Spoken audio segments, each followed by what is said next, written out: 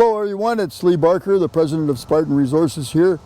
We're going to begin a journey from Kirkland Lake at the Harry Oaks Chateau all the way to Matachewan, and we'll be looking at all the highlights along the way and give you an update on Sparton's activities.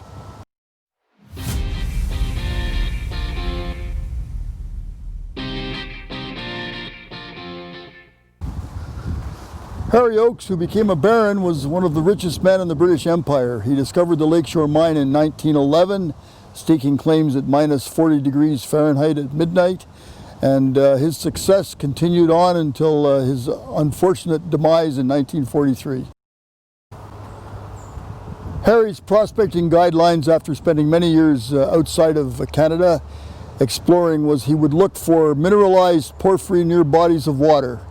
And the lake nearby here that was called Kirkland Lake in those days was exactly what Harry wanted to find. And when the claims came open where there was a small amount of mineralization adjacent to the water in a porphyry, he staked them and with a number of partners and became the Lakeshore Mine over time.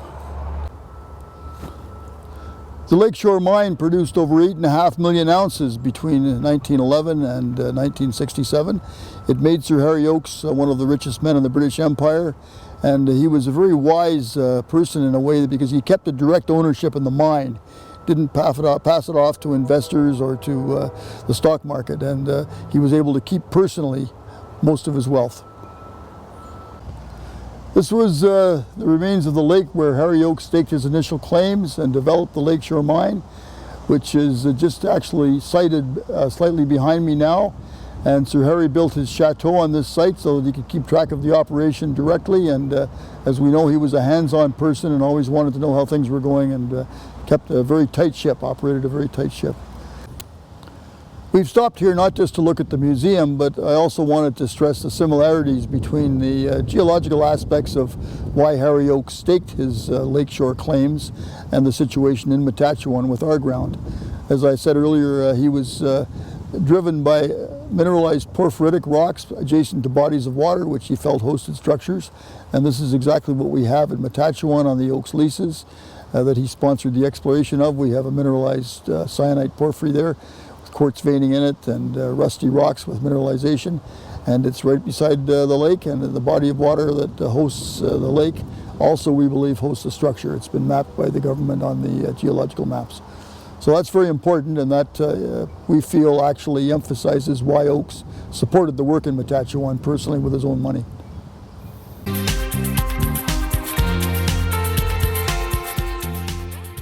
Continuing down the trail from Harry Oaks' original Lakeshore Mine, we've made a quick stop here at the Macassa Mine of Kirkland Lake Gold.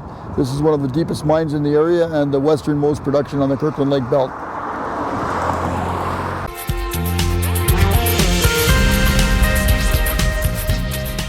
We're making a quick stop in Swastika, just west of Kirkland Lake, along the trail of Harry Oaks towards Matachewan.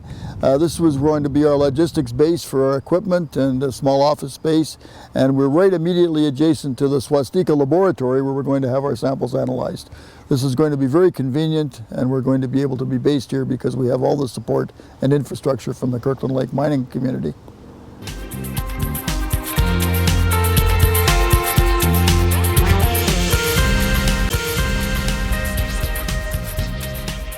We're on our way from Kirkland Lake now to Matachewan, and we've stopped off at the Matachewan First Nation settlement.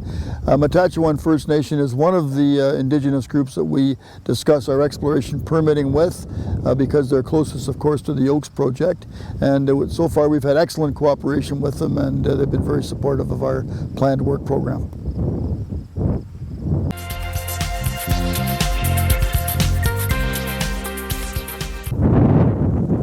Here we are at the Matachewan Young Davidson gold mine owned by Alamos Gold. This mine is producing currently about 8,000 tons a day at 3 grams of gold per ton. The operation is only 3 kilometers in a straight line from the Oaks property that we're working on now. The value of gold today was $1,968 per ounce US, which translates into about $2,550 Canadian. That means that Alamos is currently earning close to $500 million or $500 million a year from this operation.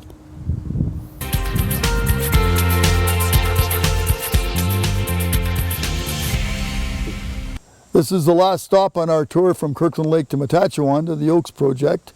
I'm at our temporary camp right now, which is near the site, with Mr. Claude Jacques, our exploration technician, and Julien Villeneuve, the foreman of our drilling company.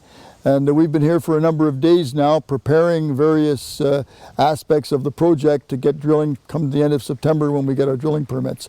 We actually have received, because of the old data now that we got from the former owner, we can actually locate the old drill holes that were drilled by the Oaks Syndicate, and we're going to be spotting those shortly and getting everything ready to begin drilling hopefully about the end of September. We're going to be updating everybody as we go along, and we're looking forward to some progress, certainly, and some positive results.